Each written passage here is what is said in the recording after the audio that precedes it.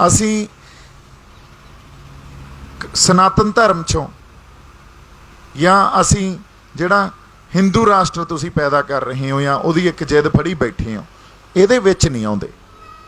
जे तुसी हिंदू राष्ट्र की गल करते हो तो फिर असी कित्थे जाइए? साडे कोले फिर हक आपदा बन जांदा भी असी आपदे राज की, आज़ाद पंजाब राज की गल करिए, क्योंकि गल इस कौमीयत का जिहड़ा एहसास आ उहनूं तोड़ दिल्ली रही आ, असी नहीं तोड़ रहे। और साडे तो पहलां ये गल महाराष्ट्र वाले करनगे, साउथ वाले करनगे, नागालैंड वाले करनगे। मैं रोज़ कहना असी फिर हजे सह लांगे, असी फिर हजे इन्हां लई खड़े हो सकते हैं, पर जे इन्हां दी यही जिद रही तो साडे तो पहलां बाकी राज ये गल करनगे। हुण पंजाब आपां इन्हां बिल्लां ते आउणे आ। जदों बिल्लां नूं आपां इहनूं एनालाइज करते हैं, इहनूं इहदा विश्लेषण करते हैं, ਇਹਦਾ दो भागां 'ਚ विश्लेषण पंजाब कर रहा है इस टाइम। एक भाग आ आर्थिक, जिहड़ा सारा देश भी कर रहा। आर्थिक जे हमला होवे ना, एडा वड्डा उभार नहीं आउंदा हुंदा जिड्डा पंजाब 'च आया। आर्थिक गल्लां बथेरी लुੱਟ खसुੱਟ होई है साडी, किहड़े पॉलिटिशियन ने सानू नहीं लुੱਟਿਆ? तुसीं देख लो, माड़ा मोटा जिहड़ा एक आउंदा जिहदे कोले आ जांदा ਉਹਦੇ सब कुछ, ਉਹਦੀਆਂ ਬੱਸਾਂ भी ਚੱਲਣ ਲੱਗ ਜਾਂਦੀਆਂ, ਉਹਦਾ कोई होटल भी होऊगा, ਉਹਦੇ ਕੋਲੇ होर भी 10 तरह के बिजनेस होणगे, तो वो आउंदे ही जिहड़े पंजाब दे पॉलिटिशियन आ पावर इंजॉय करन आउंदे आ। और पावर दे नाल पावर ते पैसे का आपस च बहुत बड़ा संबंध आ। जदों पावर होऊगी उहदे कोले पैसा भी होऊगा, जिहदे कोले पैसा होऊगा उहदे कोले पावर होऊगी। ये इस पदार्थवाद दे युग दा एक रिश्ता जिहदे तो मुनकर नहीं हो सकता। ते नाल ही ज्ञान, जिवें वो कहावत ना भी जिहदे घरे दाणे उहदे कमले भी सियाणे। सो पावर, पैसा ते ज्ञान, इनू इहदा केंद्रीकरण करता एक अज दे युग ने, तिन्ने इक्को जगह भी। ये जिहदे घरे दाणे नहीं आ वो सियाणे नहीं आ। हालांकि ये गल साडे जे असी पंजाब दी रवायत देखीए तो ये गल्लां ये नहीं सी, पर पदार्थवाद जदों तो आया उदों तो ये गल प्रचलित हो गई, तो ये धारणा बन गई, तो असीं उहदा आत्मीकरण भी कर लिया भी गल पक्की है यार, जे पैसा तां ही असीं सियाणे आ, ते जे पैसा तां ही साडे कोले पावर आ, साडी चलदी होऊगी किते ना किते गलबात साडी मंत्रियां च, MLA च। सो वापस उसे टॉपिक ते आउणे आ। जे आर्थिक गल हुंदी बिल्लां नूं लैके तां एडा वड्डा उभार पंजाब च नहीं आउणा सी। आर्थिक गल्लां असीं लुੱਟ खसੁੱਟ बथेरी सही आ, हो सकदा अगे भी सह लईए, पर कल्ली आर्थिक गल नहीं आ। जदों सानू इन्हां कंपनियां ने आके साडियां जमीनां तो लांभे करता, पासे करता, सानू पंजाब तो जिड्डा वड्डा प्रवास होया इन्हें होर वधना हजे। तुसीं देख लो जिहड़े यंग अपने इत्थों दे नौजवान वर्ग आ, अज हर कोई कहंदा भी मैं बाहर जावना यार। उत्थे की है उन्हां नूं नहीं पता, किहो जी जिंदगी जिउणगे ये भी नहीं पता, पर मैं इत्थों निकल जा, इत्थे कुछ नहीं है। हुण ये आम तौर पर एक इमोशन बिल्ड करता और उस धरती तो टुटना चाहुंदे आ जिहड़ी गुरुआं ने वसाई आ, उस सभ्याचार तो टुटना चाहुंदे आ जिहड़ा सिख फलसफे ने घड़िया होया, जिहड़ा गुरु नानक साहब दे सरबत दे भले वाले फलसफे ने घड़िया होया। सोचो भी ये पंजाब दे समाज ने पैदा किया नहीं, ये दिल्ली सरकार ने पैदा किया, ये सेंटर ने पैदा की, ये एहसास सेंटर ने पैदा किया। जदों असीं आपदे हक्कां दी, जदों असीं आपदे फैसले आप लैण दी गल करदे हां, जदों असीं कदे खुद मुख्तियारी दी गल करदे हां, जदों ये कहने आ भी साडे कोले साडे किसानी दे मसले, साडी सिੱਖਿਆ दे मसले, साडे इन्वायरमेंट वातावरण दे मसले होण, साडे प्रवास दा मसला होवे, इहदे ते नीतियां असीं आप घड़ीए, ਜਿਹੜਾ ਬੰਦਾ आवाज़ ਚੱਕਦਾ उदों ही दब ਲੈਂਦੇ ਆ। ਅਸੀਂ आम तौर पर पिंडां 'ਚ देखिया डर एडा ਵੱਡਾ ਸਾਡੇ ਮਨਾਂ ਅੰਦਰ ਇਹਨਾਂ ਨੇ पैदा करता, ਸਾਡੀ मानसिकता ਨੂੰ ही फड़ लिया भी यार बोली ना एवें पंगा पै जाऊ, लै जाणगे ਚੱਕ के अगले। सो डर, अच्छा बोलण तो ही डराई जाते, बोल ही नहीं सकते। एडी वड्डी त्रासदी किसी समाज 'ਚ हो सकती है। अज असी बोल ही, अच्छा जिहड़ा बोलदा उहदे पिछे उधर नूं उलझ जाते आ बंदे अज माड़ा मोटा मैं जे बोलदा मेरे हल नूं हो जाते आ भी यार आ बंदा साडा आगू आ, दसो। हालांकि साडे कोले जिहड़ा फलसफा जां जिहड़े सिद्धांत की असीं गल कर रहे हैं, किन्ने साडे आगू होने चाहिए सी। हर बंदे च सॉवरनिटी पई आ, हर बंदे च वो आज़ादी का जज्बा पिया। असीं स्टेटहुड इंजॉय किया होया। स्टेटहुड की आ, असीं आपदा राज मानिया होया। और उन राज मानने का जिहड़ा बी सी वो 10वें पातशाह ने पातशाही दावा जदों रखिया सी, हम राखत पातशाही दावा, उदों साडे अंदर लाता सी उन्होंने। वो राज उही दे गए सी, इन गरीब सिखण को दूं पातशाही, ये याद करें मेरी गुरियाई। सो हुण जदों आपां सभ्याचार ते साडे ते हमला हुंदा ना, आर्थिक असीं सह लांगे, सभ्याचार च साडा फलसफा, साडा इतिहास, साडी माँ बोली, साडे पानी, साडी जमीन धरती, साडी सियासत, सब कुछ ये जांदा साडे तो नहीं सहा जांदा। क्योंकि ये वो छिणग जिहड़ी गुरुआं ने लाई हुई आ, ये इत्थे ही पई आ, ये साडे तो सहा नहीं जांदा। जदों फिर असीं संघर्ष विढ़दे आ, जिहड़ा आपां विढ़ी बैठे आ हुण, फिर ये संघर्ष दे वहण आ जिहड़े, वो हथियारबंद संघर्ष भी विढ़िया गया। पहला खाड़कू सिंघां ने लड़िया, ते अज आपां इकट्ठे होके एक शांतमई संघर्ष विढ़ी बैठे आ। ये वहण आ, संघर्ष दे वखरे वखरे लड़न दे ढंग आ, हर ढंग आपदी जगह जमा सही आ। सो असीं संघर्ष विढ़ लिया, हुण साडे ते जबर जुल्म करनगे हो।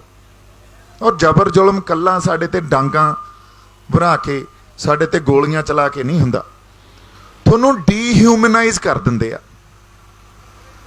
किवें करदे आ?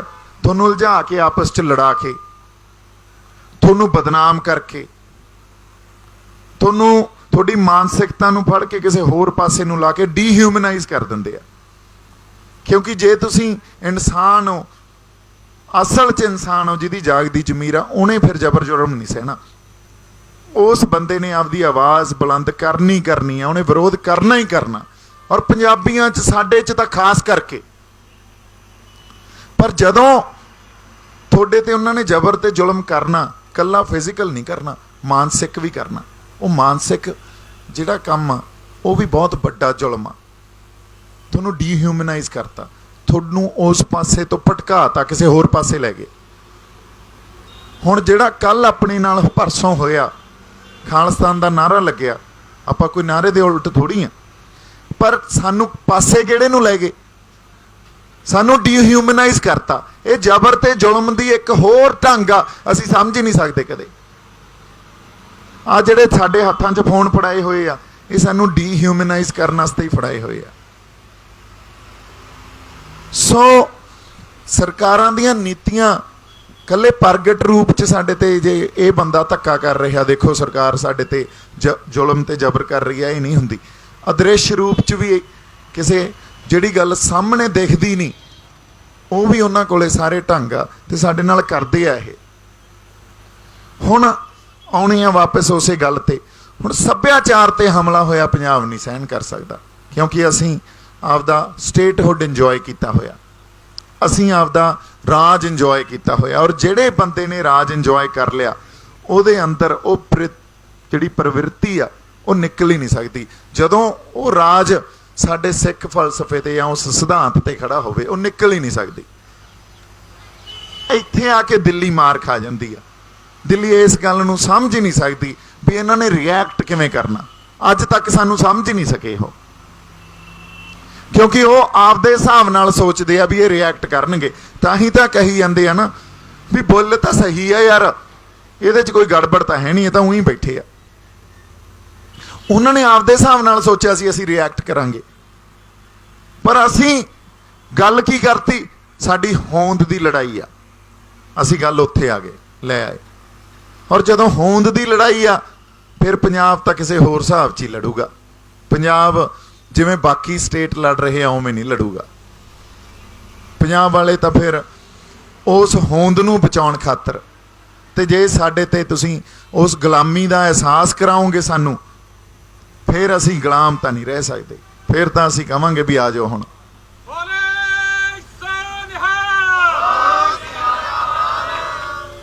सो गल हुण इत्थे आई खड़ी आ, साडी होंद आ जिहड़ी जदों उहदा नारा लग गया, असल च दिल्ली इस गल तो बहुत डरदी है, क्योंकि इन्हां नूं ऐं लगदा भी ये तो यार इन्हां नूं कोई चिन्ह ना दिओ। इन्हां नूं 84 दिता अज तक नहीं भुल्ले, जून 84 नहीं भुल्ले, नवंबर 84 नहीं भुल्ले, उदों पहलां हजे तक ये अबदाली ने दिते हुए चिन्ह नहीं भुल्ले, अंग्रेज़ां ने दिते हुए चिन्ह नहीं भुल्ले, असीं 84 का किवें भुल जांगे। तो इन्हां नूं कोई नवां चिन्ह ना दिओ। पर आ जिहड़े बिल दिते इन्हां नूं समझ ही नहीं आई ये चिन्ह दे गए सानूं, ते उस चिन्ह ने साडे अंदर पहली वारी बहुत समय बाद इतिहास च ये गल भरती भी असीं गुलाम आ।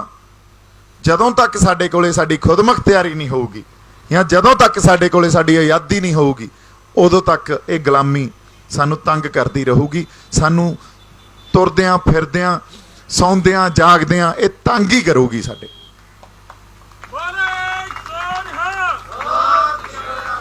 सो पंजाब क्यों उठिया, पंजाब च क्यों उभार आया है?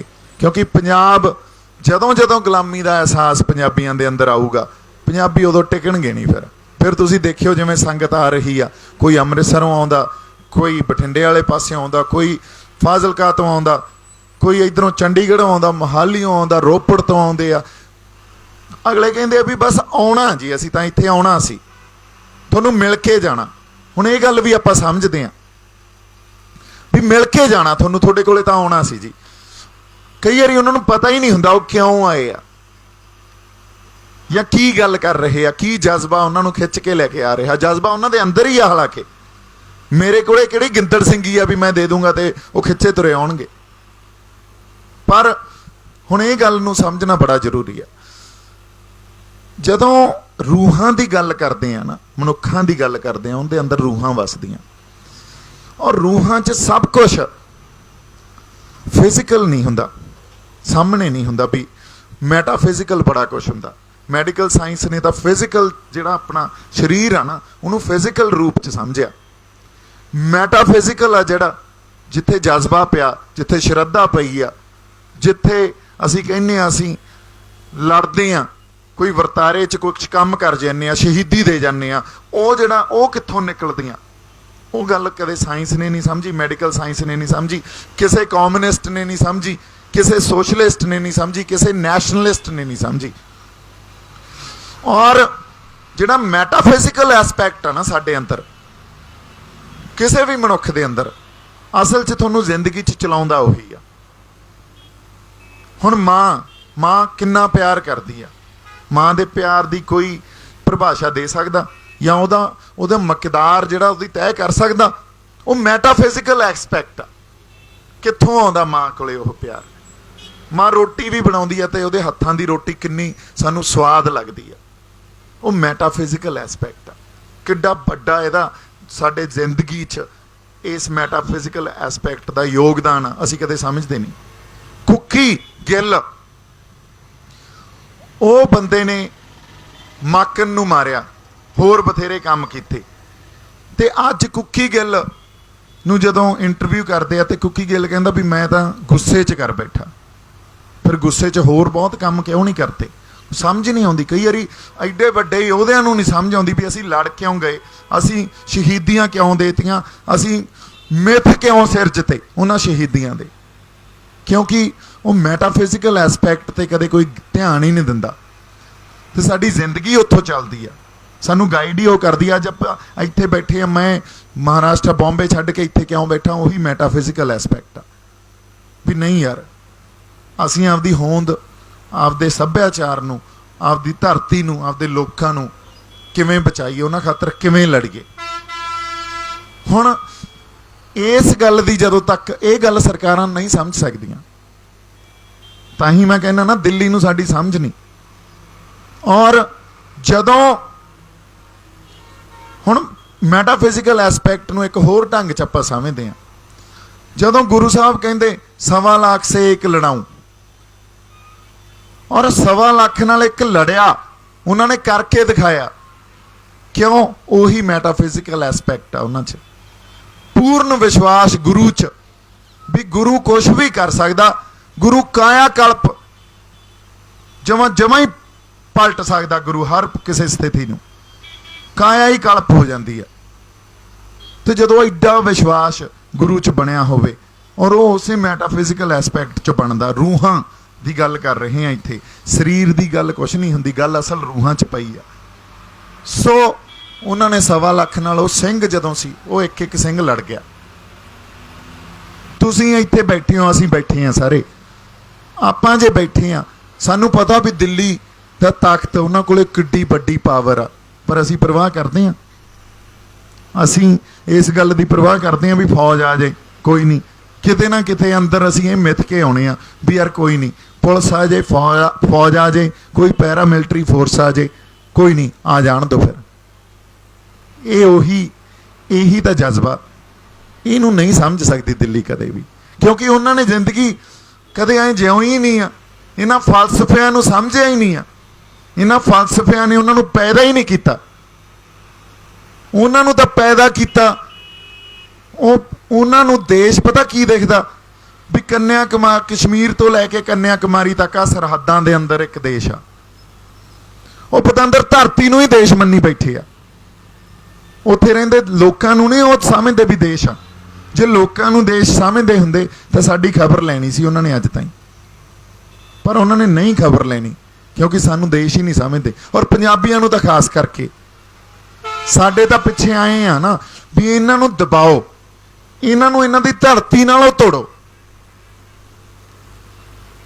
ਪਰ ਜਿਹੜੇ ਫਲਸਫਿਆਂ ਤੇ ਅਸੀਂ ਖੜੇ ਆ, ਜਿਹੜੇ ਸਿਧਾਂਤ ਤੇ ਖੜੇ ਆ, ਤੇ ਜਿਹੜੇ ਗੁਰੂਆਂ ਦੀ ਧਰਤੀ ਆ ਇਹ ਜਿਨ੍ਹਾਂ ਨੇ ਵਸਾਈ ਆ, ਉੱਥੋਂ ਸਾਨੂੰ ਕਿੱਥੋਂ ਤੋੜ ਲੈਣਗੇ ਇਹ? ਸਾਨੂੰ ਏਸ਼ੀਆ ਦੀਆਂ ਵੱਡੀਆਂ ਫੋਰਸਾਂ ਉਸ ਵੇਲੇ ਅਹਿਮਦ ਸ਼ਾਹ ਅਬਦਾਲੀ ਵਰਗੇ ਨਹੀਂ ਤੋੜ ਸਕੇ, ਸਾਰੇ ਵਰਲਡ ਤੇ ਅੰਗਰੇਜ਼ ਰਾਜ ਕਰਕੇ ਉਹ ਨਹੀਂ ਤੋੜ ਸਕੇ, ਤੇ ਦਿੱਲੀ ਕਿੱਥੋਂ ਤੋੜ ਦੂਗੀ ਸਾਨੂੰ? ਸੋ ਜਿਹੜੀ ਗੱਲ ਆਪਾਂ ਕਰ ਰਹੇ ਹਾਂ ਇਹਦੇ 'ਚ ਇੱਕ ਕੌਮੀਅਤ ਦੀ ਇੱਕ ਗੱਲ ਤੇ ਆਪਾਂ ਵਾਪਸ ਆਉਣੇ ਆ। ਜਿਹੜਾ ਇਹ ਦੇਸ਼ ਬਣਿਆ nationalism, India is one nation, ਇਹ ਕਹਿੰਦੇ ਆ। India is not a one nation, India is a notion and it's a multicultural society. ਬਹੁ ਕੌਮੀਅਤ ਆ ਜਿਹੜੀ ਇੱਥੇ ਵਸਦੀ ਆ। ਬਹੁ ਕੌਮੀਅਤ 'ਚ ਸਾਡੀ ਕੌਮ ਵੀ ਇੱਕ ਕੌਮ ਆ। ਜਦੋਂ ਸਾਨੂੰ ਇਸ ਯੂਨੀਅਨ 'ਚ ਇਹਨਾਂ ਨੇ ਰਲਾਇਆ, ਸਾਨੂੰ ਇਹਨਾਂ ਨੇ ਵਾਅਦੇ ਕੀਤੇ ਸੀ ਵੀ ਤੁਹਾਡੀ ਕੌਮੀਅਤ ਨੂੰ, ਤੁਹਾਡੇ ਫਲਸਫੇ ਨੂੰ, ਤੁਹਾਡੇ ਸੱਭਿਆਚਾਰ ਨੂੰ ਅਸੀਂ ਬਚਾ ਕੇ ਰੱਖਾਂਗੇ, ਤੁਹਾਨੂੰ ਮਾਣ ਸਨਮਾਨ ਦੇਵਾਂਗੇ। ਉਹ ਵਾਅਦੇ ਤਾਂ ਦੇਸ਼ ਬਣਦੇ ਹੀ ਤੋੜਤੇ। ਜਿੱਦਾਂ ਇੰਡੀਆ ਨੇਸ਼ਨ ਦਾ ਇੱਕ ਕਨਸੈਪਟ ਇਹ ਸਾਹਮਣੇ ਲੈ ਕੇ ਆਏ, ਇਹਨਾਂ ਨੇ ਤੋੜਤੇ। ਇਹਨਾਂ ਨੇ ਤਾਂ ਤੋੜਤੇ, ਪਰ ਅਸੀਂ ਆਪਦੇ ਵਿੱਚੋਂ ਕਿਵੇਂ ਕੱਢ ਦਈਏ?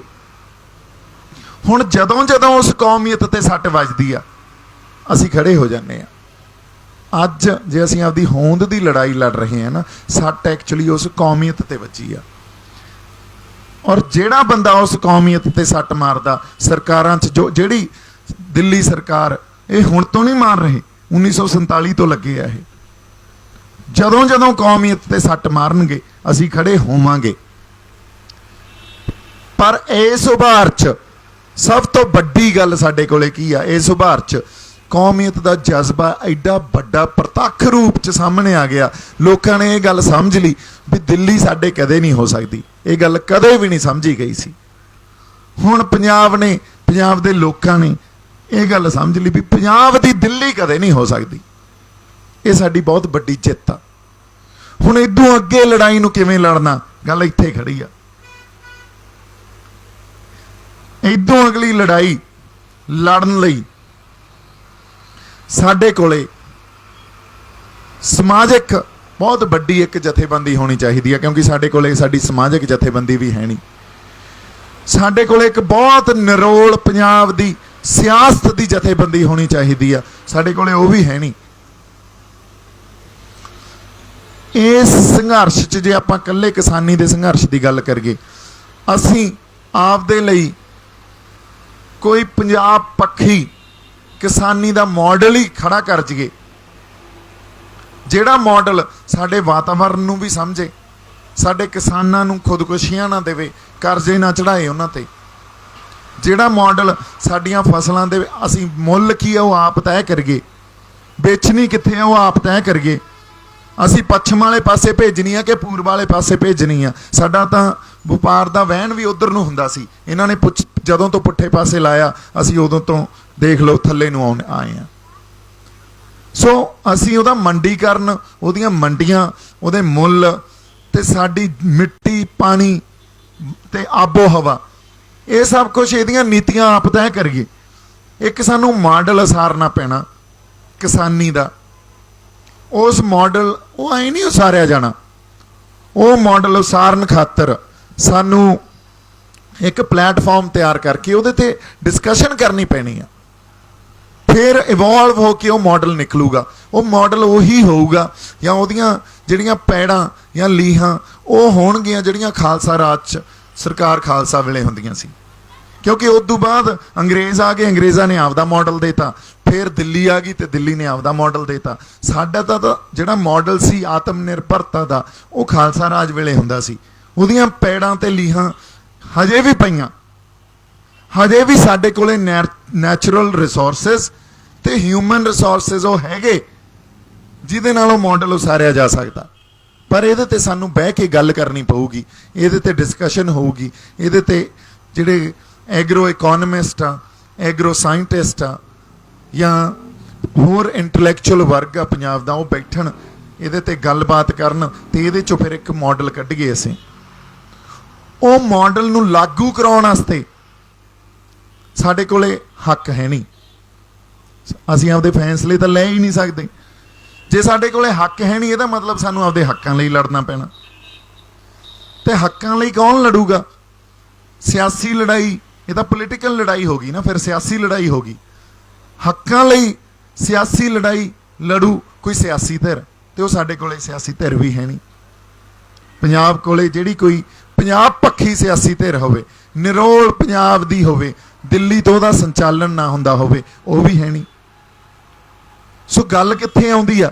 ਗੱਲ ਇਹਦਾ ਮਤਲਬ ਆ ਕੇ ਇੱਥੇ ਖੜਦੀ ਆ ਵੀ ਆਪਦੀ ਸਿਆਸਤ ਖੜੀ ਕਰੋ। ਸਿਆਸਤ ਦੇ ਨਾਲ ਉਹਨਾਂ ਤੇ ਇੱਕ ਪਹਿਰਾਦਾਰੀ ਸਿਸਟਮ ਖੜੀ ਕਰੋ ਤਾਂ ਕਿ ਉਹ ਸਿਆਸਤਦਾਨ ਹਿੱਲਣ ਨਾ। ਉਹ ਉਹਨਾਂ ਸਿਧਾਂਤਾਂ ਤੇ ਪਹਿਰਾ ਦਿੰਦੇ ਰਹਿਣ ਜਿਹੜੇ ਪੰਜਾਬ ਪੱਖੀ ਹੋਣ। ਫਿਰ ਉਹ ਸਿਆਸਤ ਸਾਡੇ ਵਾਸਤੇ ਦਿੱਲੀ ਨਾਲ ਲੜੇ ਤੇ ਸਾਡੇ ਵਾਸਤੇ ਚਾਹੇ ਕਿਸਾਨੀ ਦਾ ਮਾਡਲ ਆ, ਚਾਹੇ ਸਿੱਖਿਆ ਦਾ ਮਾਡਲ ਆ, ਚਾਹੇ ਉਹ ਪ੍ਰਵਾਸ ਨੂੰ ਲੈ ਕੇ ਜਾਂ ਨਸ਼ਿਆਂ ਨੂੰ ਲੈ ਕੇ ਸਾਡੇ ਮਸਲੇ ਆ, ਜਾਂ ਪੰਜਾਬ ਦੇ ਪਾਣੀਆਂ ਦੇ ਮਸਲੇ ਆ, ਇਹ ਸਾਰੇ ਮਸਲੇ ਨਜਿੱਠੇ ਜਾਣ। ਸਾਡੀ ਸੱਭਿਆਚਾਰਕ, ਸਾਡੀ ਹੋਂਦ ਦੇ ਮਸਲੇ, ਸਾਡੀ ਕੌਮੀਅਤ ਨੂੰ ਖੜਾ ਕੀਤਾ ਜਾਵੇ। ਸੋ ਇਹ ਇੱਕ ਤਾਣਾ ਬਾਣਾ ਲੜਾਈ ਦਾ। ਹੁਣ ਇਹਨੂੰ ਲੜਨਾ ਕਿਵੇਂ ਆ, ਇਹਦਾ ਫੌ ਕਿੱਧਰੋਂ ਕਿਵੇਂ ਪਊਗਾ, ਇਹੀ ਗੱਲ ਆਪਾਂ ਡਿਸਾਈਡ ਕਰਨੀ ਆ। ਇਸੇ ਗੱਲ ਖਾਤਰ ਜਦੋਂ ਆਪਾਂ ਸ਼ੰਭੂ ਮੋਰਚੇ ਦੀ ਗੱਲ ਕਰਦੇ ਹਾਂ, ਸ਼ੰਭੂ ਮੋਰਚਾ ਰਿਆਇਤਾਂ ਖਾਤਰ ਤੇ MSP ਖਾਤਰ ਨਹੀਂ ਲੱਗਿਆ। ਸ਼ੰਭੂ ਮੋਰਚਾ ਹਾਲਾਤ ਨੂੰ ਸਮੁੱਚਤਾ 'ਚ ਸਮਝ ਕੇ ਤੇ ਅੱਗੇ ਕਿਵੇਂ ਵਧਿਆ ਜਾਵੇ, ਇਸ ਗੱਲ ਖਾਤਰ ਲਾਇਆ ਗਿਆ। ਤੇ ਇਸ ਗੱਲ ਤੇ ਵਿਚਾਰ ਹੋਣੀ ਚਾਹੀਦੀ ਆ। ਇਸ ਗੱਲ ਤੇ ਆਪਸ 'ਚ ਆਪਾਂ ਮੰਥਨ ਕਰੀਏ, ਬ੍ਰੇਨਸਟਾਰਮਿੰਗ ਡਿਸਕਸ਼ਨ ਕਰੀਏ, ਨਾ ਕਿ ਇਹਨਾਂ ਗੱਲਾਂ 'ਚ ਉਲਝੀਏ ਵੀ ਖਾਲਿਸਤਾਨ ਦਾ ਨਾਰਾ ਲੱਗਿਆ ਕਿ ਨਹੀਂ ਲੱਗਿਆ, ਸੰਤਾਂ ਦੀ ਫੋਟੋ ਲਾਈ ਆ ਕਿ ਨਹੀਂ ਲਾਈ ਆ, ਜਾਂ ਤੁਸੀਂ ਇਹਦੇ ਤੇ ਕੀ ਸਟੈਂਡ ਲਿਆ, ਤੁਹਾਡਾ ਸਟੈਂਡ ਕਲੀਅਰ ਕਰੋ। ਇਹਨਾਂ ਗੱਲਾਂ ਦਾ ਤਾਂ ਹਜੇ ਸਾਡੇ ਕੋਲੇ ਬਹੁਤ ਸਮਾਂ ਪਿਆ। ਜਦੋਂ ਅਸੀਂ ਪਾਤਸ਼ਾਹੀ ਦਾਅਵੇ ਤੇ ਹੀ ਰੱਖੀ ਜਾਂਦੇ ਆ, ਫਿਰ ਇਹ ਗੱਲਾਂ ਤਾਂ ਸਾਰੀਆਂ ਵਿੱਚ ਹੀ ਆ ਜਾਂਦੀਆਂ ਉਹਦੇ।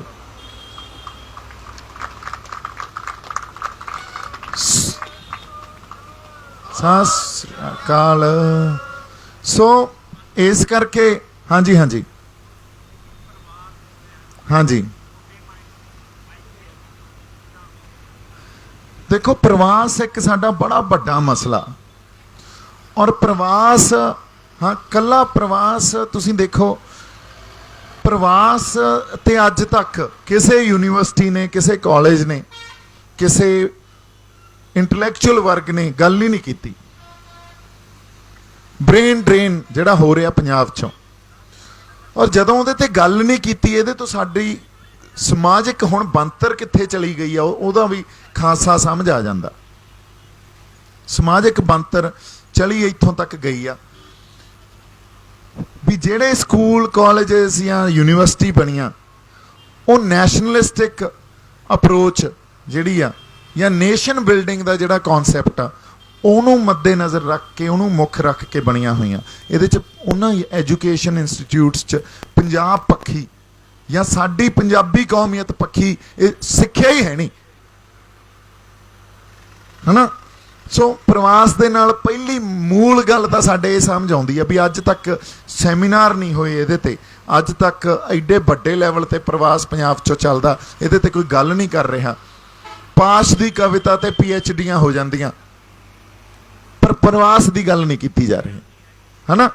ਸੋ ਇਸ ਕਰਕੇ ਸਾਨੂੰ ਸਾਡੀ ਸਿੱਖਿਆ ਦਾ ਬਣਤਰ ਵੀ ਸਮਝ ਆ ਜਾਂਦੀ ਆ ਤੇ ਸਾਡੀ ਸਮਾਜਿਕ ਬਣਤਰ ਸਮਝ ਆ ਜਾਂਦੀ ਆ ਉੱਥੋਂ ਸਾਨੂੰ। ਹੁਣ ਪ੍ਰਵਾਸ ਨੂੰ ਜਦੋਂ ਦੇਖਣਾ ਤੇ ਪ੍ਰਵਾਸ ਦੇ ਕਈ ਕਾਰਨ ਬਣਦੇ ਆ।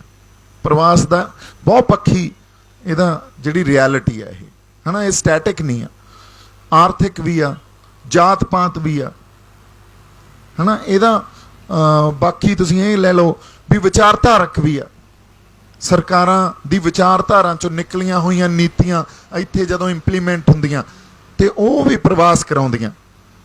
ਜਿਹੜਾ ਗ੍ਰੀਨ ਰੈਵੋਲਿਊਸ਼ਨ ਸੀ ਜਦੋਂ ਪੰਜਾਬ ਤੇ ਥੋਪਿਆ ਗਿਆ, ਉਹ ਵੀ ਇੱਕ ਬਹੁਤ ਵੱਡਾ ਪੰਜਾਬ ਤੋਂ ਪ੍ਰਵਾਸ ਦਾ ਕਾਰਨ ਬਣਿਆ। ਉਸ ਵੇਲੇ ਦੇ ਪੰਜਾਬ ਦੇ ਜਿਹੜੇ ਵਿਦਵਾਨ ਸੀ, ਜਿਹੜੇ ਪੰਜਾਬ ਲਈ ਰੂਹਾਂ ਸੋਚਦੀਆਂ ਸੀ, ਦਰਦ ਰੱਖਦੀਆਂ ਸੀ, ਉਹਨਾਂ ਨੇ ਕਿਹਾ ਸੀ ਵੀ ਇਹ ਮਾਡਲ ਆ ਜਿਹੜਾ ਗ੍ਰੀਨ ਰੈਵੋਲਿਊਸ਼ਨ ਦਾ, ਇਹ ਸਸਟੇਨੇਬਲ ਨਹੀਂ ਆ। ਇਹਨੇ ਪੰਜਾਬ 'ਚੋਂ ਬਹੁਤ ਵੱਡੇ ਲੈਵਲ 'ਤੇ ਇਹ 25-30 ਸਾਲ ਤੁਹਾਨੂੰ ਹੋ ਸਕਦਾ ਫਾਇਦੇ ਦੇ ਦੇ, ਉਸ ਤੋਂ ਬਾਅਦ ਇਹਨੇ ਕੋਲੈਪਸ ਹੋ ਜਾਣਾ, ਔਰ ਹੋ ਗਿਆ। ਤੁਸੀਂ ਵਾਤਾਵਰਨ ਸੰਬੰਧੀ ਦੇਖੋ ਕਿੱਡਾ ਵੱਡਾ ਥ੍ਰੈਟ ਆ, ਕਿੱਡੇ ਵੱਡੇ ਸਾਡੇ ਜ਼ਮੀਨ ਕਿੱਡੀ, ਅਸੀਂ ਕੋਈ ਬਹੁਤ ਸਿਹਤਮੰਦ ਜ਼ਮੀਨ ਥੋੜ੍ਹੀ ਵਾਹੁਣੇ ਆ। ਹੁਣ ਪਾਣੀ ਦੇਖ ਲਓ।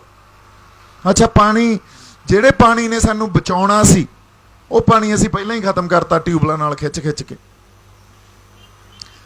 ਕਿਉਂਕਿ ਗਲੇਸ਼ੀਅਰ ਗਲੋਬਲ ਵਾਰਮਿੰਗ ਕਰਕੇ ਬਹੁਤ ਤੇਜ਼ੀ ਨਾਲ ਮੈਲਟ ਹੋ ਰਹੇ ਆ।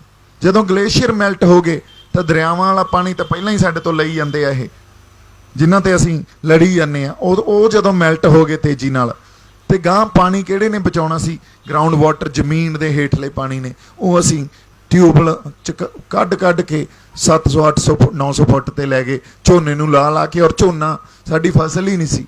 ਅੱਜ ਝੋਨੇ ਤੋਂ ਬਿਨਾਂ ਕੋਈ ਬੀਜਦਾ ਹੀ ਨਹੀਂ ਹੈ। ਫਸਲਾਂ ਹੀ ਭੁੱਲ ਗਏ ਵੀ ਹੋਰ ਵੀ ਫਸਲਾਂ ਹੋਣਗੀਆਂ। ਹਾਂ, ਦਿੱਤਾ ਦਿੱਲੀ ਨੇ ਆ, ਉਹੀ ਤਾਂ ਆਪਾਂ ਗੱਲ ਕਰ ਰਹੇ ਹਾਂ। ਸੋ ਪ੍ਰਵਾਸ ਦਾ ਰੀਜ਼ਨ ਇੱਕ ਇਹ ਵੀ ਆ ਵੀ ਸਰਕਾਰ ਕਿਹੜੀਆਂ ਪਾਲਿਸੀਆਂ ਘੜਦੀ ਆ ਤੇ ਉਹਨਾਂ ਪਾਲਿਸੀਆਂ ਦੇ ਇਫੈਕਟ ਕੀ ਹੁੰਦੇ ਆ। ਹੁਣ ਜਦੋਂ ਆਪਾਂ ਸਮੁੱਚਤਾ 'ਚ ਬੈਠ ਕੇ ਮਸਲੇ ਵਿਚਾਰਨੇ ਆ ਤਾਂ ਅਸਲ 'ਚ ਸਾਨੂੰ ਹੁਣ ਜਿਹੜੇ ਨਵੇਂ ਬਿੱਲ ਆਏ ਆ ਇਹਨੇ ਵੀ ਪ੍ਰਵਾਸ ਕਰਾਉਣਾ। ਕਿਸਾਨੀ ਇੱਕ ਬਚੀ ਸੀ ਜਿੱਥੇ ਜਿਹੜੀਆਂ ਵੱਡੀਆਂ ਕਾਰਪੋਰੇਟਾਂ ਇਹਨਾਂ ਦਾ ਕੋਈ ਗਲਬਾ ਨਹੀਂ ਸੀ।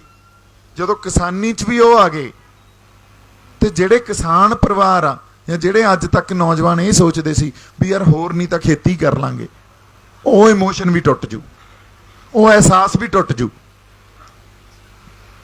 ਹੈ ਨਾ। ਤਾਂ ਇਸ ਕਰਕੇ ਇਹ ਸਾਰੀਆਂ ਗੱਲਾਂ ਨੂੰ ਸਾਨੂੰ ਸਮੁੱਚਤਾ 'ਚ ਪ੍ਰਵਾਸ ਨੂੰ, ਨਸ਼ੇ ਨੂੰ, ਬੇਰੁਜ਼ਗਾਰੀ ਨੂੰ, ਕਿਸਾਨੀ ਦੇ ਮਸਲਿਆਂ ਨੂੰ ਸਾਡੇ ਇਹ ਸਾਰੇ ਇੰਟਰ ਰਿਲੇਟਡ ਆ ਔਰ ਡਾਇਰੈਕਟਲੀ ਪ੍ਰਪੋਰਸ਼ਨਲ ਟੂ ਈਚ ਅਦਰ।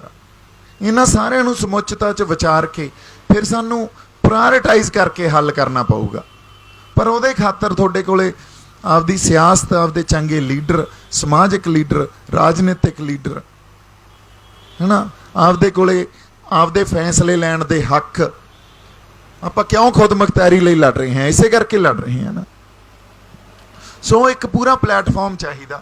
ਇਸ ਕਰਕੇ ਇਹ ਸਾਰਾ ਤਾਣਾ ਬਾਣਾ ਲੜਾਈ ਆ ਜਿਹੜੀ ਲੰਬੀ ਜ਼ਰੂਰ ਸਾਨੂੰ ਲੱਗ ਸਕਦੀ ਆ, ਪਰ ਲੜਨੀ ਤਾਂ ਪਊ, ਹੈ ਨਾ। ਸੋ ਜਦੋਂ ਅਸੀਂ ਕਹਾਂਗੇ ਵੀ ਲੜਾਈ ਬਹੁਤ ਲੰਬੀ ਆ, ਛੱਡੋ ਪਰਾਂ ਯਾਰ, ਕੁਛ ਨਹੀਂ ਨਿਕਲਦਾ, ਇਹ ਕੋਈ ਬੜੀ ਵਧੀਆ ਗੱਲ ਨਹੀਂ ਹੁੰਦੀ। ਲੰਬੀ ਲੜਾਈ ਲੜਦਾ ਉਹੀ ਆ ਜਿਹਨੇ ਆਪਦੇ ਆਪ ਨੂੰ, ਆਪਦੀ ਹੋਂਦ ਨੂੰ ਬਚਾ ਕੇ ਰੱਖਣਾ ਹੁੰਦਾ। ਅੱਜ ਯਹੂਦੀ, ਉਹਨਾਂ ਦਾ ਇਤਿਹਾਸ ਪੜ੍ਹੋ ਤੁਸੀਂ, ਉਹਨਾਂ ਤੋਂ ਸਮਝੋ ਉਹਨਾਂ ਨਾਲ ਕੀ ਕੁਛ ਹੋਇਆ, ਪਰ ਉਹਨਾਂ ਨੇ ਲੜਾਈਆਂ ਲੜੀਆਂ। ਅੱਜ ਲਿਆਕਤ 'ਚ ਵੀ, ਸਿੱਖਿਆ ਪੱਖੋਂ ਵੀ, ਆਰਥਿਕ ਪੱਖੋਂ ਵੀ, ਟੈਕਨੋਲੋਜੀ ਵੀ, ਖੇਤੀ ਵੀ, ਅੱਛਾ ਸਭ ਤੋਂ ਅੱਗੇ ਆ। ਔਰ ਇੱਥੋਂ ਤੱਕ ਕਿ ਇਹ ਕਹਿੰਦੇ ਆ ਵੀ ਅਮਰੀਕਨ ਜਿਹੜੀ ਇਕੋਨਮੀ ਆ ਉਹਦੇ ਤੇ ਵੀ ਇਜ਼ਰਾਈਲੀਜ਼ ਆ ਜਿਹੜੇ, ਉਹਨਾਂ ਦਾ ਬਹੁਤ ਵੱਡਾ ਗਲਬਾ। ਉਹਨਾਂ ਤੋਂ ਬਿਨਾਂ ਇੱਕ ਔਰ ਅਮਰੀਕਾ ਦੀ ਜਿਹੜੀ ਆਰਥਿਕਤਾ ਜਾਂ ਇਕੋਨਮੀ ਆ ਉਹ ਨਹੀਂ ਚੱਲ ਸਕਦੀ, ਉਹ ਡਿੱਗ ਪੈਣੀ। ਉੱਥੇ ਜਿਹੜੇ ਵੱਡੇ ਵੱਡੇ ਫ੍ਰੀ ਮੇਸਨਸ ਬੈਠੇ ਆ ਨਾ, ਉਹਨਾਂ ਦੇ ਬਹੁਤ ਵੱਡੇ ਵੱਡੇ ਲੋਕ ਬੈਠੇ ਆ, ਉਹਨਾਂ ਨੂੰ ਫ੍ਰੀ ਮੇਸਨਸ ਕਹਿੰਦੇ ਆ। ਉਹਨਾਂ ਕੋਲ ਇੰਨਾ ਪੈਸਾ ਵੀ ਉਹ ਅਮਰੀਕਾ ਦੇ ਵੱਡੇ ਵੱਡੇ ਇੰਸਟੀਟਿਊਟਸ ਆ, ਜਿਹੜੇ ਫਾਈਨੈਂਸ਼ੀਅਲ ਇੰਸਟੀਟਿਊਟਸ ਆ, ਬੈਂਕਸ ਆ, ਉਹਨਾਂ ਨੂੰ ਵੀ ਉਹ ਪੈਸਾ ਆਧਾਰ ਦਿੰਦੇ ਆ ਵੀ ਆ ਚੱਕੋ। ਤੇ ਜਦੋਂ ਉਹ ਪੈਸਾ ਖਿੱਚ ਲੈਂਦੇ ਆ, ਅਮਰੀਕਨ ਇਕੋਨਮੀ ਵੀ ਕੋਲੈਪਸ ਹੋ ਜਾਂਦੀ ਆ, ਕਿਸੇ ਨਾ ਕਿਸੇ ਲੈਵਲ ਤੇ ਜਾ ਕੇ ਸਫਰ ਕਰਦੀ ਆ। ਸੋ ਲੜਾਈ ਲੜਨੀ ਪੈਣੀ ਆ ਮਿੱਤਰੋ, ਇਸ ਲਈ ਤਿਆਰ ਹੋ ਜਾਓ। ਤੇ ਆਪਾਂ ਜੇ ਇੱਥੇ ਬੈਠੇ ਆ ਗੱਲਾਂ ਬਾਤਾਂ ਕਰਦੇ ਆ ਤੇ ਇਹਦੇ ਨਾਲ ਇੱਕ ਬ੍ਰੇਨਸਟਾਰਮਿੰਗ ਹੋ ਜਾਂਦੀ ਆ ਆਪਸ 'ਚ। ਹਾਂਜੀ ਹਾਂਜੀ ਆ ਵਾਹਿਗੁਰੂ ਜੀ ਕਾ ਖਾਲਸਾ, ਵਾਹਿਗੁਰੂ ਜੀ ਕੀ ਫਤਿਹ। ਸਾਰੀ ਸੰਗਤ ਨੂੰ ਵਧਾਈ ਹੈ ਵੀ ਤੁਸੀਂ ਸਾਰੇ ਇਕੱਠੇ ਹੋ ਕੇ ਆਪਣੇ ਵਿਚਾਰ ਸੁਣ ਰਹੇ ਹੈ ਤੇ ਆਪਣੀ ਰਾਏ ਵੀ ਦੇਖ ਰਹੇ ਹੈ। ਬਹੁਤ ਚੰਗੀ ਗੱਲ ਹੈ। ਹਰੇਕ ਇਨਸਾਨ ਦਾ ਆਪਣਾ ਦਿਮਾਗ ਹੈ, ਆਪਣੀ ਸੋਚਣ ਦੀ ਸ਼ਕਤੀ ਹੈ ਵੀ ਕਿੱਧਰ ਨੂੰ ਬੰਦਾ ਸੋਚਦਾ, ਕਿਸ ਤਰੀਕੇ ਨਾਲ ਚੱਲਦਾ। ਔਰ ਅਸੀਂ ਸੋਚਦੇ ਹਾਂ ਹੁਣ ਪੰਜਾਬ ਬਾਰੇ, ਹਾਂਜੀ, ਵੀ ਪੰਜਾਬ ਨੂੰ ਕਿਸ ਤਰ੍ਹਾਂ ਅਸੀਂ ਮਾੜੀ ਮੋਟੀ ਸਪੋਰਟ ਜਿੰਨੀ ਤਿਲ ਫੁੱਲ ਜਿਸ ਤਰ੍ਹਾਂ ਕਰਦੇ ਹਾਂ, ਕਹਿੰਦੇ ਹੁੰਦੇ ਵੀ ਤਿਲੇ ਮਾੜਾ ਜਿਹਾ ਪਾ ਦਿਓ ਵੀ ਚੱਲ ਉਹਦੇ ਨਾਲ ਕੋਈ ਫਾਇਦਾ ਹੋ ਜਾਵੇ, ਡੱਕਾ ਜਿਸ ਤਰ੍ਹਾਂ ਪਾਉਂਦੇ ਬਾਅਦ 'ਚ ਆਪਾਂ ਵੀ ਉਹੀ ਕਰਕੇ। ਮੈਂ ਹੁਣ ਬੈਠੇ ਬੈਠੇ ਨੇ ਇਹੀ ਸੋਚਿਆ ਵੀ ਠੀਕ ਹੈ ਤੁਹਾਡੀ ਗੱਲ ਵੀ ਸ਼ਾਂਤਮਈ ਅਸੀਂ ਚੱਲ ਰਹੇ ਹਾਂ। ਹਾਂਜੀ, ਬਹੁਤ ਤੁਹਾਡੀ ਗੱਲ ਮੈਂ ਸਹੀ ਮੰਨਦਾ ਹਾਂ ਵੀ ਸ਼ਾਂਤਮਈ ਤਰੀਕੇ ਨਾਲ ਸੰਘਰਸ਼ ਚੱਲ ਰਿਹਾ। ਵੀ ਸ਼ਾਂਤਮਈ ਤਰੀਕੇ ਨਾਲ ਜੇ ਤਾਂ ਅਸੀਂ ਸਾਲ 2 ਮਹੀਨੇ 5 ਦਿਨ 10 ਦਿਨ 20 ਦਿਨ ਵਿੱਚੇ ਲਾ ਲਓ, ਹਾਂਜੀ, ਚੱਲਦੇ ਰਹੇ, ਹਾਂਜੀ, ਹੋਰ ਪਾਸੇ ਨੂੰ ਡਿੰਗ ਨਾ ਪੱਟੀ, ਹਾਂਜੀ, ਫੇਰ ਵੀ ਗੱਲ ਨਹੀਂ ਮੇਰੇ ਖਿਆਲ ਵਿੱਚ ਮੈਨੂੰ ਕੋਈ ਲੱਗਦੀ ਵੀ ਕੰਢੇ ਲੱਗ ਜੇਗੀ ਸਾਡੀ। ਹਾਂਜੀ, ਮੈਂ ਇਹੀ ਸੋਚਿਆ ਵੀ ਇਮਾਨਦਾਰ ਬੰਦੇ ਤਾਂ ਹਰੇਕ ਕੌਮ 'ਚ ਹੈਗੇ, ਹਾਂਜੀ, ਕੋਈ ਬੜੀ ਗੱਲ ਨਹੀਂ ਹੈ। ਹਾਂਜੀ, ਪੰਜਾਬ 'ਚ ਵੀ ਸਾਨੂੰ ਦਿਖ ਰਹੇ ਹੈ, 30 ਸਾਲ ਤੇ 40 ਤੇ ਅਸੀਂ ਵੀ ਦੇਖ ਰਹੇ ਹਾਂ ਇਮਾਨਦਾਰ ਬੰਦੇ ਹੈਗੇ ਬਹੁਤ। ਲੇਕਿਨ ਉਹਨਾਂ ਨੂੰ ਦਬਾਉਣ ਵਾਸਤੇ ਜਿਹੜੀ ਦੂਈ ਲੌਬੀ ਹੈ ਉਹ ਉਹਨਾਂ ਨੂੰ ਨਿਕਲ ਨਹੀਂ ਦਿੰਦੀ ਵਿੱਚੋਂ। ਹਾਂਜੀ, ਕਹਿਣ ਦਾ ਵੀ ਜੇ ਤੁਸੀਂ ਇਸ ਨੂੰ ਇਹ ਗੇਮ ਨੂੰ ਥੋੜ੍ਹਾ ਜਿਹਾ ਪਕੜ ਲਵੇਂ, ਬੱਚੇ ਯੰਗ ਜਿਹੜਾ ਬਲੱਡ ਹੈ ਉਹਨਾਂ ਨੂੰ ਉਹ ਬੰਦਿਆਂ ਨੂੰ ਇੱਕ ਸਟੇਜ 'ਤੇ ਕਿਤੇ ਤੁਸੀਂ ਲੈ ਆਵੇਂ, ਚਾਹੇ 50 ਹੈ, ਚਾਹੇ 60 ਹੈ, ਚਾਹੇ 10 ਹੈ, ਚਾਹੇ 20 ਹੈ, ਲੈ ਜੇ ਸੈਂਟਰ ਤੁਹਾਡੇ ਪੈਰਾਂ ਵਿੱਚ ਨਾ ਗਿਰ ਜਾਵੇ ਤਾਂ ਮੈਨੂੰ ਫੜ ਲਿਓ। ਉਹਨਾਂ ਬੰਦਿਆਂ ਨੂੰ ਤੁਸੀਂ ਲਿਆ, ਇਮਾਨਦਾਰਾਂ ਨੂੰ। ਇਹ ਬਹੁਤ ਸ਼ਾਂਤਮਈ ਸੰਘਰਸ਼ ਹੈ। ਮੇਰੀ ਤਾਂ ਇਹੀ ਬੇਨਤੀ ਹੈ, ਇਹ ਤੇ ਗੌਰ ਕਰਿਓ ਸਾਰੀ ਸੰਗਤ। ਵਾਹਿਗੁਰੂ ਜੀ ਕਾ ਖਾਲਸਾ, ਵਾਹਿਗੁਰੂ ਜੀ ਕੀ ਫਤਿਹ। ਉਹ ਪਹਿਲਾਂ ਆਪਾਂ ਉਧਰ ਉਸ ਗੱਲ ਦਾ ਜਵਾਬ ਦੇ ਦਈਏ ਜੀ, ਉਧਰ ਆ ਜਾਂਦੇ। ਇਹ ਗੱਲ ਜਮਾਂ ਤੁਹਾਡੀ ਠੀਕ ਹੈ ਜੀ ਵੀ ਪੰਜਾਬ ਕੋਲੇ ਇਮਾਨਦਾਰ ਬੰਦੇ ਹੈਗੇ, ਇਮਾਨਦਾਰ ਲੀਡਰ ਵੀ ਹੈਗੇ। ਹਾਂਜੀ, ਸੋ ਇਹਨਾਂ ਨੂੰ ਜੇ ਇਕੱਠੇ ਹੋ ਜਾਣ ਤਾਂ ਬਿਲਕੁਲ ਸਾਡਾ ਕੋਈ ਨਾ ਕੋਈ ਹੱਲ ਨਿਕਲ ਸਕਦਾ, ਕੁਛ ਨਾ ਕੁਛ ਅਸੀਂ ਚੰਗੇ ਪਾਸੇ ਨੂੰ ਤੁਰ ਸਕਦੇ ਹਾਂ। ਪਰ ਸਭ ਤੋਂ ਵੱਡੀ ਗੱਲ ਸਾਡੇ ਸਮਝਣ ਦੀ ਇੱਕ ਜ਼ਰੂਰਤ ਆ, ਇਹ ਜਿਹੜੇ ਲੀਡਰ ਆ ਨਾ ਇਹ ਪਹਿਲਾਂ ਵੀ ਇਕੱਠੇ ਹੁੰਦੇ ਰਹੇ, ਚੋਣਾਂ ਤੋਂ ਪਹਿਲਾਂ ਇਹ ਇਕੱਠੇ ਹੁੰਦੇ ਰਹੇ, ਪਰ ਕਦੇ ਇਹਨਾਂ ਨੂੰ ਸਕਸੈਸ ਨਹੀਂ ਮਿਲੀ, ਕਦੇ ਚੁਣ ਕੇ ਨਹੀਂ ਆਏ। ਕਿਉਂ? ਇਹਦੀ ਵਜ੍ਹਾ ਸਾਹਮਣੇ ਐਂ ਲੱਗਦੀ ਆ ਵੀ ਯਾਰ ਇਹ ਆਪਸ 'ਚ ਲੜ ਪੈਂਦੇ, ਇਹਨਾਂ ਦੀ ਹਉਮੈ ਬਹੁਤ ਵੱਡੀ ਆ। ਇਹ ਤਾਂ ਸਾਹਮਣੇ ਆਮ ਤੌਰ 'ਤੇ ਆਪਾਂ ਕਹਿਣ ਦੀ ਗੱਲ ਆ, ਪਰ ਇਹਦੇ ਪਿੱਛੇ ਇੱਕ ਹੋਰ ਰੀਜ਼ਨ ਆ, ਉਹਨੂੰ ਆਪਾਂ ਸਮਝਦੇ ਹਾਂ ਕਾਰਨ ਇਹ ਆ ਵੀ ਇਹ ਬੰਦੇ ਇਕੱਠੇ ਹੋ ਜਾਂਦੇ ਆ ਤੇ ਉਸ ਤੋਂ ਬਾਅਦ ਇਹ ਬੈਠਦੇ ਆ ਵੀ ਸਾਡੇ 'ਚ ਸਾਂਝਾ ਵਿਚਾਰ ਕੀ ਹੋਵੇ, ਵੀ ਅਸੀਂ ਕੋਈ ਇੱਕ ਆਪਦਾ ਵਿਜ਼ਨ ਡਾਕੂਮੈਂਟ ਜਾਂ ਵਿਚਾਰਧਾਰਾ ਤੇ ਗੱਲ ਕਰੀਏ। ਜਦੋਂ ਇਹ ਬੰਦੇ ਕਿਸੇ ਵਿਚਾਰ ਤੇ ਜਾਂ ਵਿਚਾਰਧਾਰਾ ਤੇ ਬਹਿੰਦੇ ਆ, ਉਦੋਂ ਇੱਕ ਪਲੇਟਫਾਰਮ ਤੇ, ਇੱਕ ਪੇਜ ਤੇ ਜਾਂ ਇੱਕ ਥਾਂ ਤੇ ਨਹੀਂ ਆਉਂਦੇ ਜਿੱਥੇ ਸਾਂਝੀ ਸਮਝ ਬਣ ਸਕੇ। ਤੇ ਉਹ ਸਮਝ ਹੀ, ਉਸ ਸਮਝ ਕਾਰਨ ਇਹ ਫੇਰ ਨਿਖੜ ਜਾਂਦੇ ਆ। ਚਾਹੀਦਾ ਕੀ ਆ? ਪਹਿਲਾਂ ਵਿਚਾਰ ਤੇ ਬੈਠੋ, ਉਸ ਵਿਚਾਰ ਤੇ ਇੱਕ ਸਾਂਝੀ ਸਮਝ ਪੈਦਾ ਕਰੋ ਤੇ ਫੇਰ ਇਕੱਠੇ ਹੋ, ਫੇਰ ਨਹੀਂ ਨਿਖੜਨਗੇ। ਸੋ ਪ੍ਰੋਸੈਸ ਆਈ ਜਥੇਬੰਦੀਆਂ ਦਾ ਹਾਲ ਆ। ਜਥੇਬੰਦੀਆਂ ਬੰਦੇ ਇਕੱਠੇ ਪਹਿਲਾਂ ਹੋ ਜਾਂਦੇ ਆ, ਬਾਅਦ 'ਚ ਵਿਚਾਰਧਾਰਾ ਦੀ ਗੱਲ ਕਰਦੇ ਆ, ਵਿਚਾਰਧਾਰਾ ਰਲਦੀ ਨਹੀਂ ਤਾਂ ਇੱਕ ਜਥੇਬੰਦੀ ਚੋਂ ਮੁੜ ਕੇ ਦੂਜੀ ਨਿਕਲ ਆਉਂਦੀ ਆ, ਦੂਜੀ ਚੋਂ ਤੀਜੀ ਨਿਕਲ ਆਉਂਦੀ ਆ, ਤਾਂ ਹੀ ਤਾਂ 31 ਜਥੇਬੰਦੀਆਂ ਕਿਸਾਨੀ 'ਚ ਦੇਖੋ ਤੁਸੀਂ ਪੈਦਾ ਹੋ ਗਈਆਂ। ਗੱਲ ਇਹੀ ਸੀ, ਜਥੇਬੰਦੀ ਬਣਾਉਣ ਦਾ ਮਤਲਬ ਇਹ ਨਹੀਂ ਹੁੰਦਾ ਵੀ ਬੰਦੇ ਇਕੱਠੇ ਕਰ ਲਓ, ਮੈਂਬਰਸ਼ਿਪ ਦੇ ਦਿਓ ਤੇ ਜਥੇਬੰਦੀ ਬਣ ਗਈ। ਪਹਿਲਾਂ ਉਹਨਾਂ ਨੂੰ ਇੱਕ ਵਿਚਾਰਧਾਰਾ ਤੇ ਤਾਂ ਇਕੱਠੇ ਕਰੋ। ਜਦੋਂ ਇੱਕ ਵਿਚਾਰਧਾਰਾ ਤੇ ਜਿਹੜੇ ਜਿਹੜੇ ਇਕੱਠੇ ਹੋ ਗਏ ਫਿਰ ਉਹ ਨਹੀਂ ਹਿੱਲਣਗੇ। ਹੁਣ ਅਗਲੀ ਗੱਲ, ਇਹਨਾਂ ਨੂੰ ਆਪਾਂ ਬਿਲਕੁਲ ਇਹ ਗੱਲ ਹੁਣ ਪਿੱਛੇ ਕੁਝ ਦਿਨ ਪਹਿਲਾਂ ਪ੍ਰੈਸ ਕਾਨਫਰੰਸ ਵੀ ਕੀਤੀ ਸੀ ਵੀ ਇਹ ਸਾਰੇ ਬੰਦਿਆਂ ਨੂੰ ਇਕੱਠੇ ਕਰੀਏ, ਪਰ ਇੱਕ ਵਿਚਾਰਧਾਰਾ ਤੇ ਇਕੱਠੇ ਕਰੀਏ ਔਰ ਉਹਨਾਂ ਤੇ ਇੱਕ ਪਹਿਰੇਦਾਰੀ ਧਿਰ ਵੀ ਦੇਈਏ, ਇੱਕ ਕੁੰਡਾ ਲਾਈਏ ਇਹਨਾਂ ਬੰਦਿਆਂ ਤੇ, ਤਾਂ ਕਿ ਇਹ ਬੰਦੇ ਥਿਰਕਣ ਨਾ। ਜਿਹੜਾ ਥਿਰਕੇ ਉਹ ਪਹਿਰੇਦਾਰ ਜਿਹੜੇ ਬੈਠੇ ਆ 10 ਉਹਨਾਂ ਤੇ, ਉਹ ਸੰਗਤ ਸਾਹਮਣੇ ਉਹਨੂੰ ਬੇਨਕਾਬ ਕਰ ਦੇਣ ਵੀ ਆ ਫਲਾਨਾ ਬੰਦਾ ਦੇਖੋ ਜੀ, ਇਹ ਕਹਿੰਦਾ ਸੀ